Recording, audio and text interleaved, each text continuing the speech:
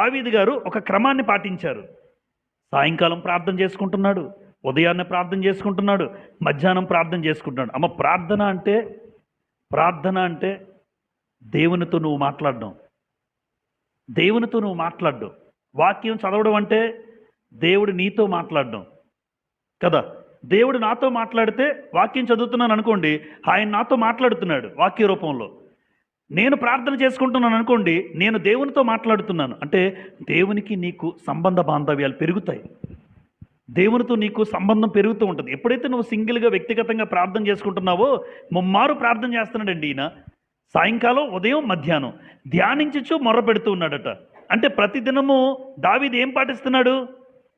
క్రమాన్ని పాటిస్తున్నాడు. క్రమమైన ప్రార్థనా జీవితం ఎప్పుడైతే మనకు ఉంటుందో, అమ్మ, నీ జీవితంలోకి ఎప్పుడు కూడా ఏం రాదు తెలుసా? అక్రమం రాదు. అక్రమము అనేది ఎప్పుడు రాదు. ఎవరైతే